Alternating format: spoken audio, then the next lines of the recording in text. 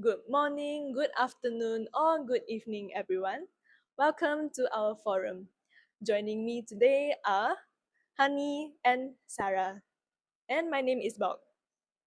Now, before we begin, I would like to ask you both a question. What do you do the minute you wake up? For me, personally, the minute I wake up, I usually reach for my phone first to see if someone have had text me while I was asleep. For me, I think the first thing I do in the morning is reach for my phone and scrolling a bit on TikTok for fun. Then I'll go to shower, then make my bed after I scrolling. I am the same with both of you. And after asking this question, I'd say today's forum is titled The Harms of Social Media. Now, I'm not here to tell everyone to throw their phones into a river, right? Because our phones is important to us. But I like to say social media bring harm to us in some way. So let's move on to our first segment, which is the harms of social media. I would like to start first. Sure, of course. I'd say the first bad effect of social media is the mental health deterioration and depression. I know this is a big one, but I think social media and mental health have a really big correlation. Yeah, they link a lot actually. Yeah, like for example, it can increase rates of depression, anxiety, and also loneliness, like particularly among young teenagers and young adults. Do you agree? Of course, there's there's actually many evidence of that shows social media and mental health actually relates a lot. Because you keep comparing to yourself and other people through social media, right? Yeah, and I think one thing why it really affects our mental health is the constant comparison. I know everyone here relates to this because we have social media. For example, Instagram. For me, I use Instagram a lot and I compare myself a lot with my friends on Instagram. This is because, like, the first thing in the morning, I'll scroll through Instagram, I'll watch their stories, and be like, why is their life better than mine? Like, for instance, during the holidays, I saw Honey going to the beach with her family while I stay at home doing nothing. And it really made me jealous. Not in a bad way. It's like she's having so much fun. But me, Staying at I home, I'm at doing home. nothing. Yes. Do you guys relate? I actually understand the feeling of wanting to be involved in something fun too, because who doesn't want to join if you did something fun? Of course, we would want to join them. The feeling that it's like I want to do that too, right? Yes. I think that is a phenomenon called fear of missing out. Do you girls agree? Yeah, actually, it is commonly known as FOMO, right? Yes. So FOMO is like a phenomenon where people are doing fun stuff and you're feeling left out. Like for example, you saw your friends going out for lunch together without you. You're gonna feel a huge FOMO. Do you agree, Sarah? Yes, I agree with you. Yeah. So I think it can really cause depression because you get into a mental turmoil about, oh, why am I left out? Am I just not good enough? I think that's all for my one bad effect. The second, I think, is the occurrence of cyberbullying and online harassment on social media. I think this is personal to many people in this room, and cyberbullying is not a new phenomenon. Yeah, I think cyberbullying is actually pretty common in Malaysia, right? Yes, it is really common everywhere, to be honest. And I think cyberbullying is more terrifying because unlike traditional bullying, cyberbullying can happen anywhere, anytime. And that is really scary because we have no choice to avoid it. It can happen at 3 a.m. in the morning in our own rooms. It's like we're staying in our homes. It is supposed to be a safe space for us. But we are feeling scared, terrified that someone is talking bad about you right in front of you, in your phone. And cyberbullying, I think one example is that someone is posting a bad comment in your post. Yeah, actually, there is so many hate comments that I see on public posts on apps like Instagram or TikTok. Like they were spreading hate comments everywhere. From verbal bullying, like the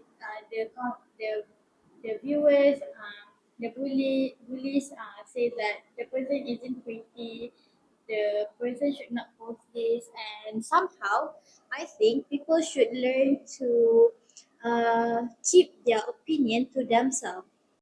Right. If you don't have nice things to Nice things say, to say. just keep quiet. Yes. Yes. And I think what's scary, research from the Cyberbullying Research Center found that approximately 37% of young people between the ages of 12 to 17 have witnessed cyberbullying. It can cause severe mental health issues and psychological effects. And because these young adults, young teenagers, are still at a very vulnerable time of their life. So it can really affect their future. Yeah, I agree with you. Do you want to add anything else? Yeah, because I believe the victims of cyberbullying will be affected badly, even more Yes. than the one who bullied, because because the victims will suffer from low self-esteem, or they will have the fear of socializing with people because they might be scared that the other people are thinking the same thing that the person who bullied them as the person who bullied them. I'm sorry. That's really true. And I think cyberbullying happens a lot these days because we can stay anonymous online. We can just create a random username and people don't know who we are.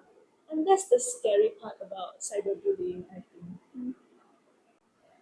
I think that's all from me for the effects. Honey, would you like to add?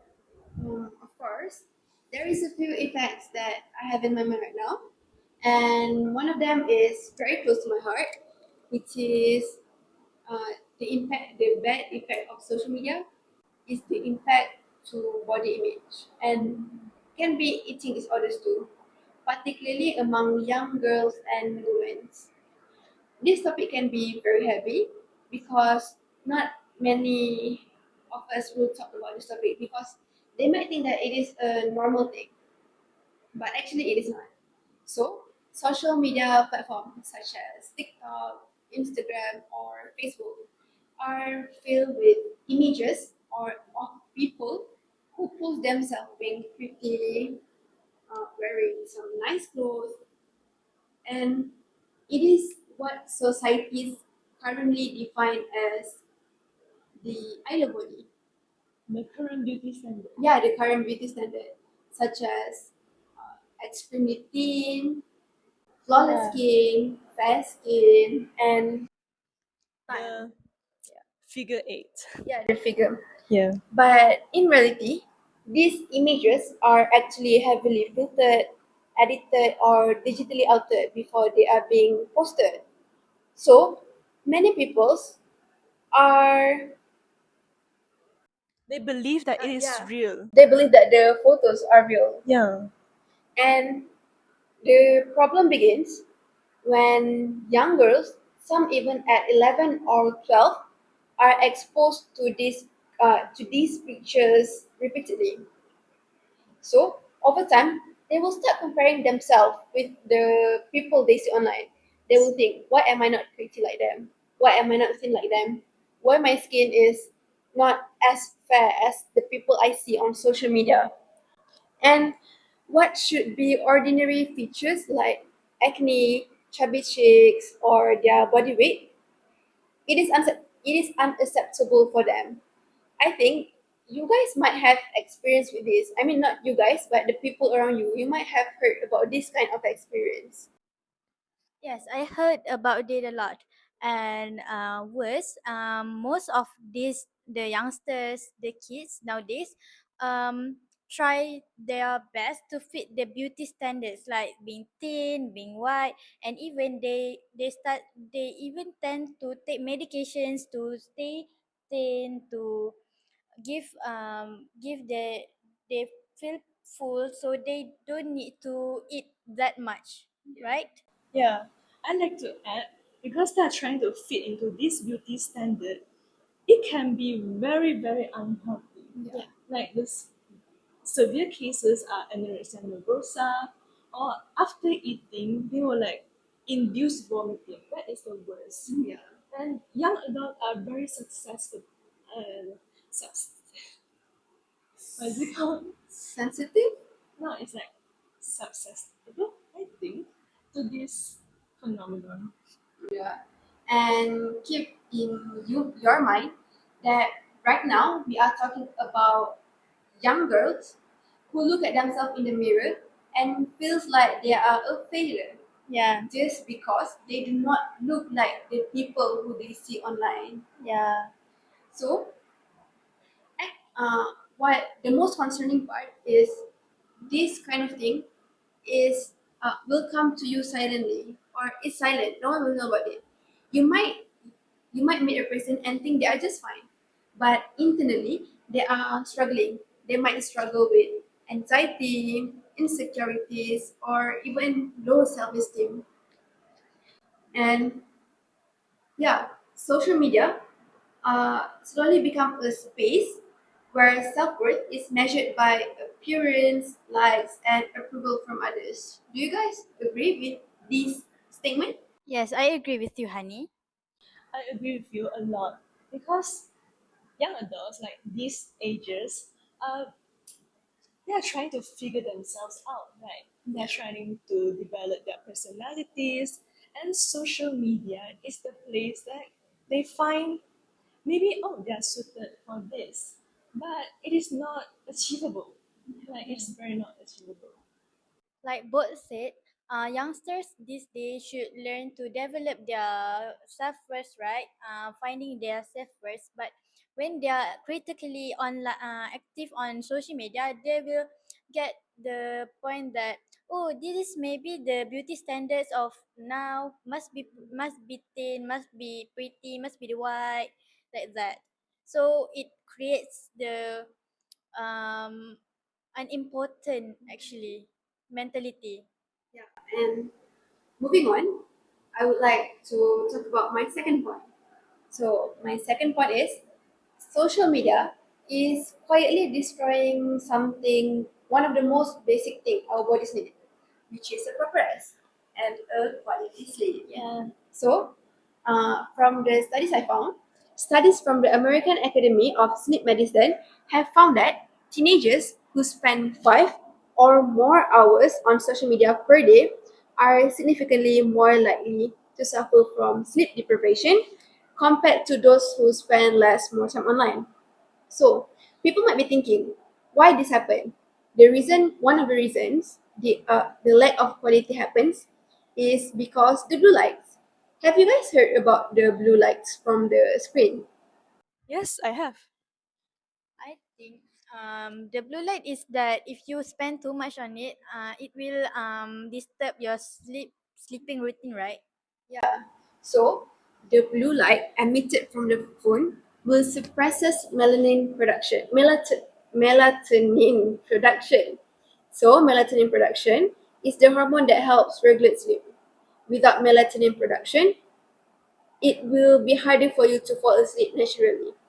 Even when someone wants to sleep, the brain will remain confused and alert because the body has not received the proper signal yet from the melatonin to fall asleep.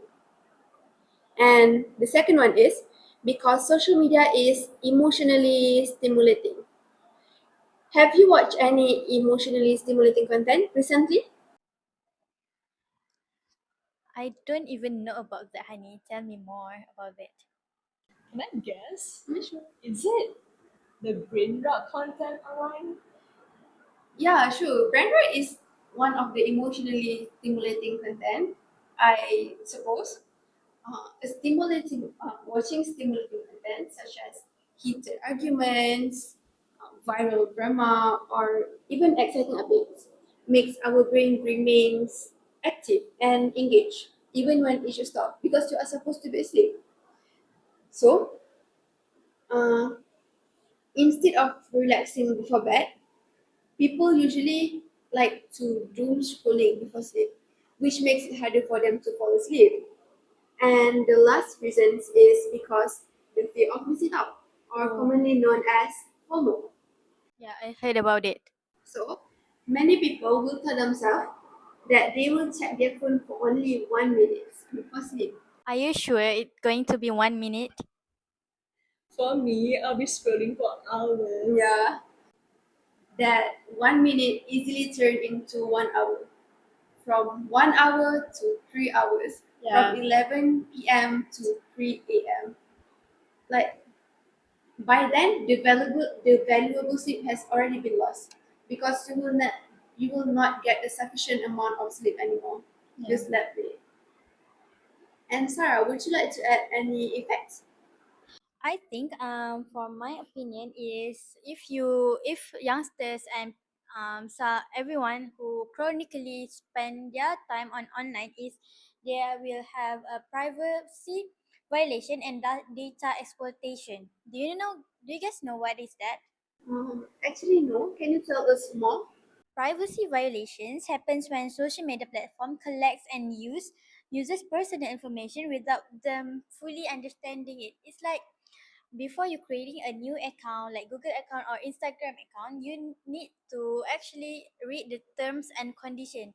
But me myself, I don't read it because I don't pay that much attention. Do you guys do that? Yeah, it's so long. I don't think anyone is reading that. What was your honey? Well, actually, I think most people think that it is just wasting time Yeah. reading all those paragraphs. But what they don't know is they need to read it Yeah. to understand what they are doing, what they are signing up for. Yes, and when people sign up for an apps like Instagram or TikTok, they often agree to terms and conditions without them. Right, this allows companies to collect a lot of data such as their location, interest, and online behavior without them realizing it. That is very horrible. Yeah, I've heard instances of companies selling personal data. Yeah, this data, when it used mainly for advertising, for example, if someone watched fitness videos, they will start seeing ads related to fitness products. While this may seem helpful, but it actually shows how closely platform track users. Actually, you are being watched. It is such a dangerous that is a dangerous statement actually. I think what you said about we are being watched, I also think we are being listened to. Yeah. Because, for example, last time I was talking about I want to buy a cat toy for my cat, right? And then a few minutes later, after I scroll on TikTok, the cat toy is recommended in my For You page. Oh my god. They That is actually scary. look for you. Okay, however, the problem is more serious because this data can also be used to influence people's opinions, especially in politics. In some cases, personal data has been used without permission to send targeted message that affects people decision. It's like your personal information being used, even though you didn't do it. It's like it also can happen like identity theft. Have you guys heard about it? Yeah, identity theft is one of the most cases that happen in Malaysia, especially when it comes to scam. Identity theft is really popular. Is identity theft about another person using our information? Yes, it is. This can be happens because you use your username or password using your real names and numbers. It's like birthday numbers, phone numbers, or anything like that. That related. Yeah, repeating numbers. That easy password can easily accessed by the scammers to take your personal information and misuse it. It's like, for example, the scammers use your name, your addresses to scam people. Then, if you get caught by the police, it is because the scammers use your identity, right? It very worse because you didn't do that, but you get caught for it. It's very unfair. Yeah. The people who get caught will feel very unfair and might think that they are just a victim actually. Yeah. But the worst cases is they didn't know who do it. They need to search carefully and deeply if they want to know who did that to them, right? Okay. Next effect is spread of misinformation and fake news. Misinformation on social media refers to false or misleading information. Unlike traditional media like newspaper or magazine, if you type something on social media, it will spread faster than the usual. That's why you need to think carefully before you posted it, right? Especially when you say or write something on Yeah. your public account. Yeah. Many people can access to it. Yeah, even your followers or non-followers. And worse, do you guys know about digital footprint? Yes, I've heard about it. Me too. Yeah, it's like if you even you have deleted the post that you've posted, people can still reposted it just because of it. Maybe they screenshotted it or saved it somewhere. That is scary. From MIT research, it says that uh, um, information spreads 6 times faster than usual media like newspaper, like that. I think it's because by using social media, it Mm-hmm. can spread to a really large audience in Yeah. just seconds. Yeah. So misinformation can spread that quickly because everyone has devices. It is so accessible. Plus, I think that yeah, the larger audience was the main reason, as Bob Yeah. mentioned before. The larger audience, the larger your information will be spread, Yes. and it can happen worse than that.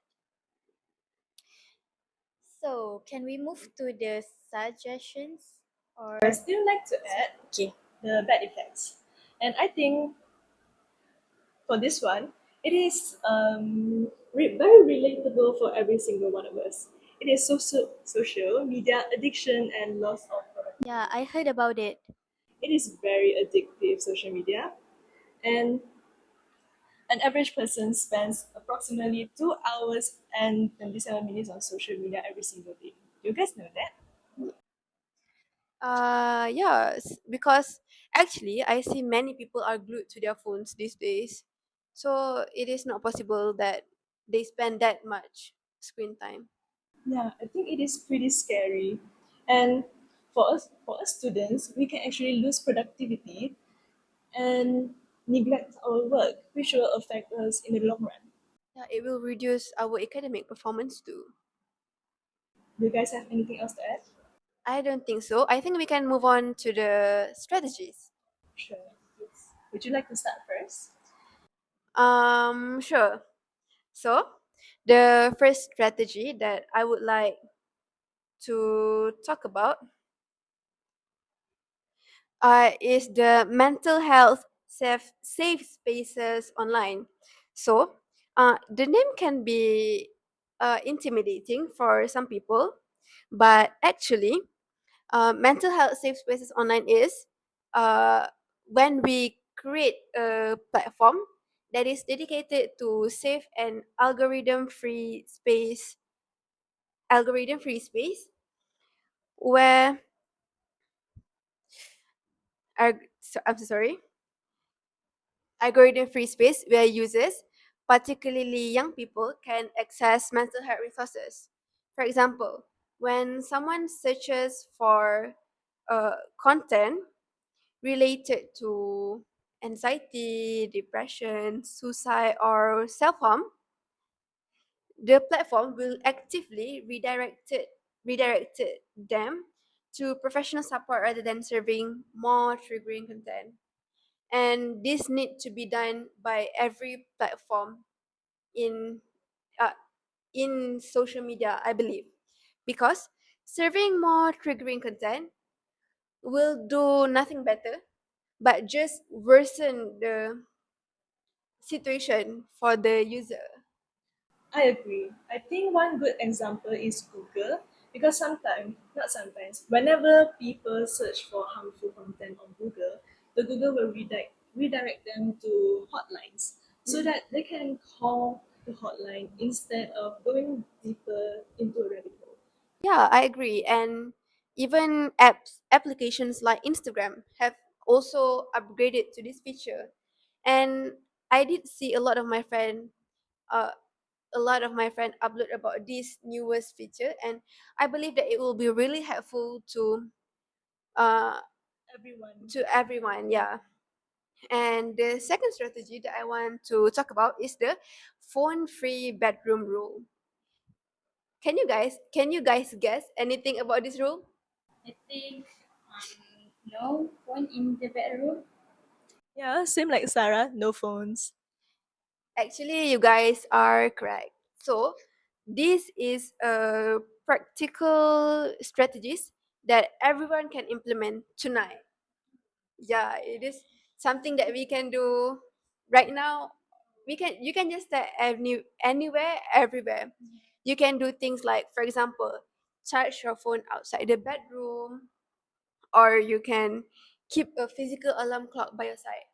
Because when you use a digital alarm clock, especially on your phone is placed beside your pillow. And when you wake up, the first thing you will do is you will check your phone. It is like a natural action for us, right? So by applying this phone-free boredom rule, we can significantly improve our sleep quality and improve mood over time. And the last strategy that I would like to share to you guys is called the digital detox periods. The name might sound a little bit unique, but actually it is just a simple strategies. You just need to schedule a regular and intentional breaks from social media. For example, you can do a social media free Sunday where you just go out, spend time with your friends or everything. And their studies show that even short break from social media will reduce cortisol levels. Have you heard of cortisol levels? I heard these days a lot. Yeah, I've heard videos about it. So, cortisol level is actually stress hormone. When you have a lower cortisol level, then you are less likely to be stressed. And I think that's all the three strategies that I would like to share with you guys.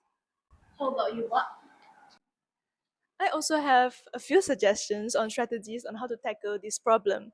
First, I think digital literacy education in schools.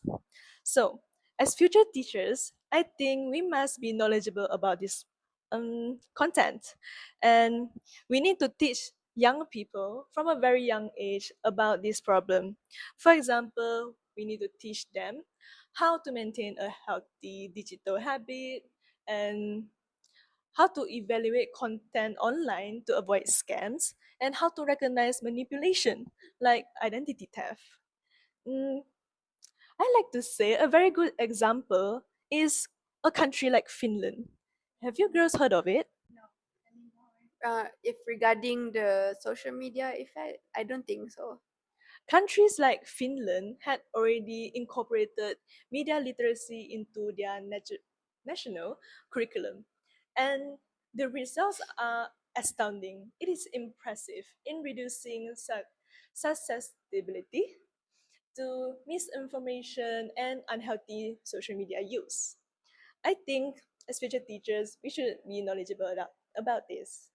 And second strategy, I think that is oh my sorry, screen time management.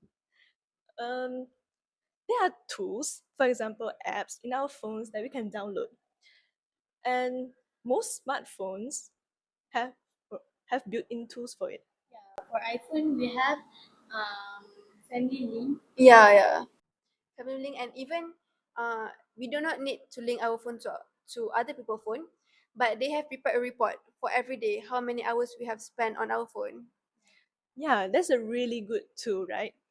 And for example, the screen time on iPhone and digital well-being on Android. So everyone is inclusive and can use it, right?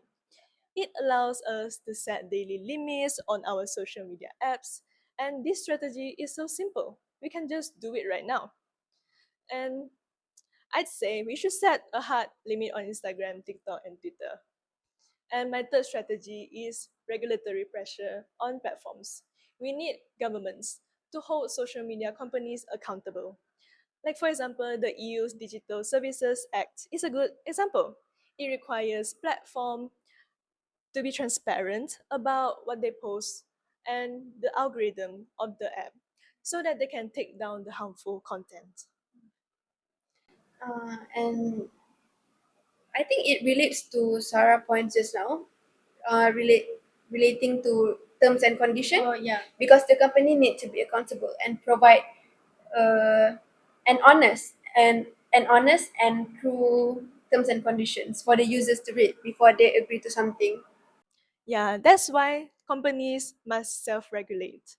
If they do not do that, there will be consequences. And that's why the users also need to have self uh, need to read the terms and conditions first. Okay. I think that's all from me. What about you, Sarah? From my opinion, the strategies that I would talk about is fact checking partnership.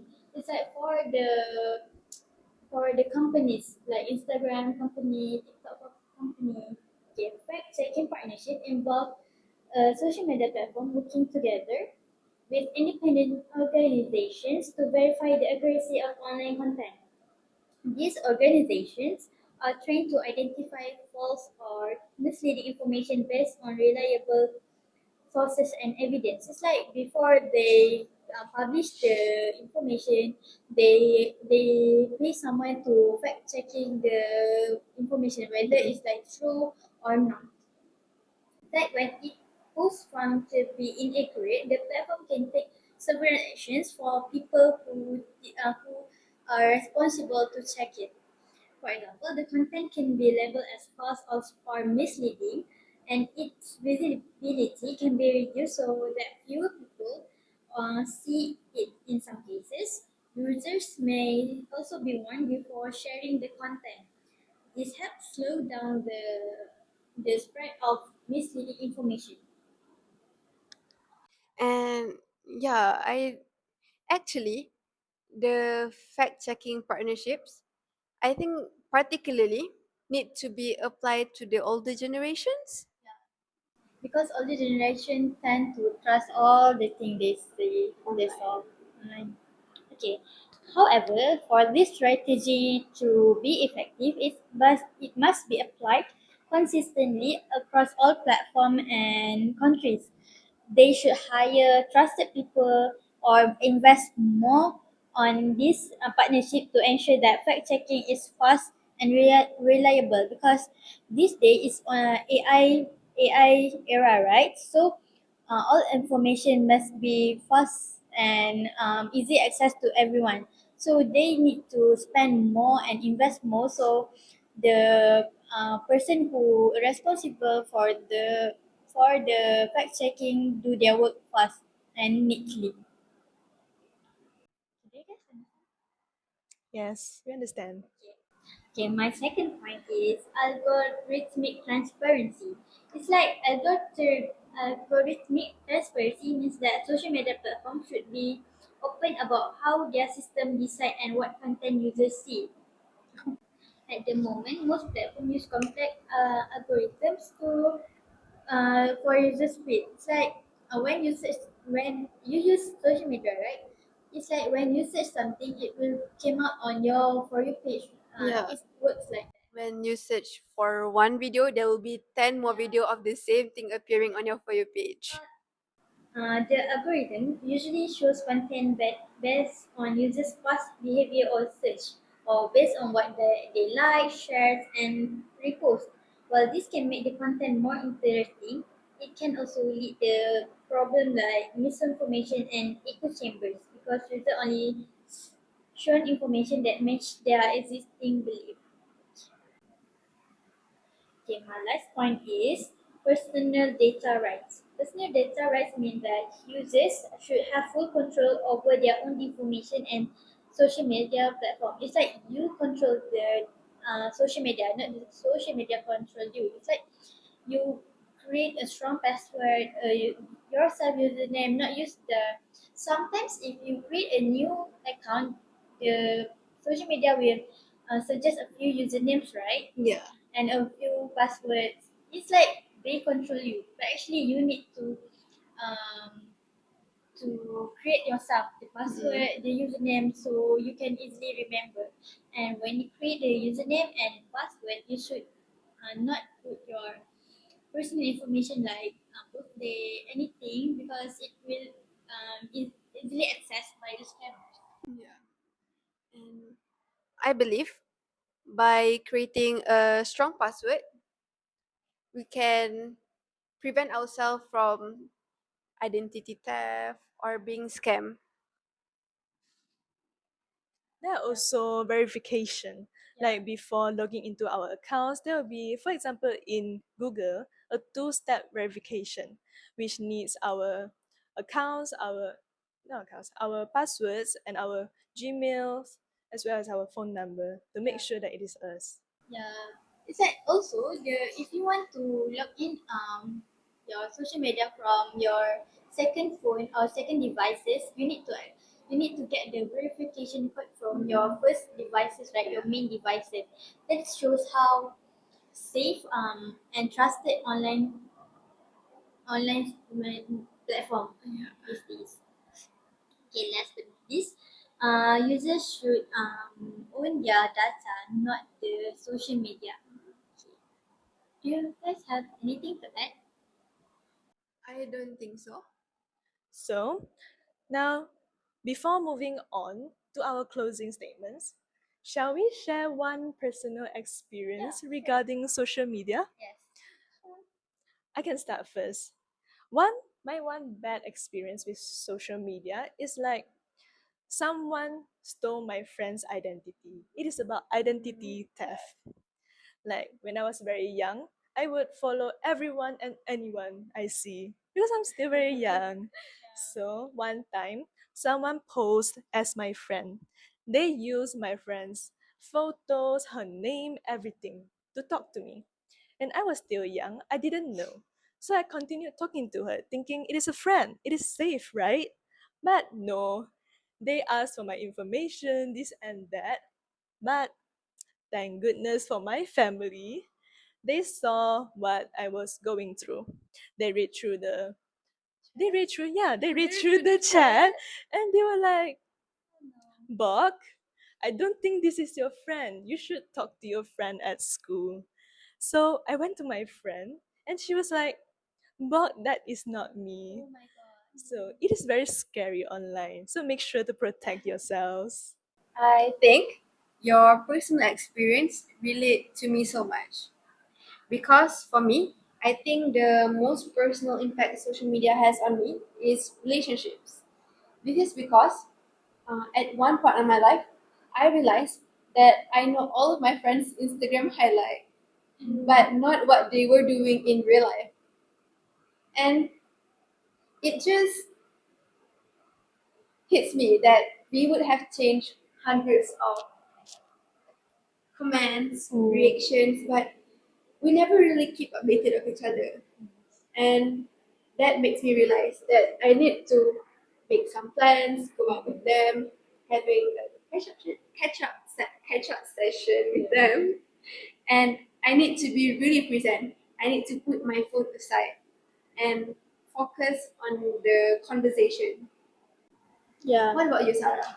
My personal experience is that I used to press the unauthorized link, then my Telegram get logged in by someone that I don't know. Then the scammer send all inappropriate stuff in every group that I join. It's very hard for me to explain things because people thought that I do it. It's very worse. Yes. Yes. Then from the moment I started to not press any unauthorized link, I started to change my password again. Yeah. Is there anything else you would like to add? I don't think now. Let's move to the closing Yeah. statements. So, we have come to an end for our forum. On behalf of for Sarah, Honey, and myself, Bob, thank you very much for watching and for your time. Your engagement today is very precious to us. So, let me go through what we have covered. We have covered a great deal today.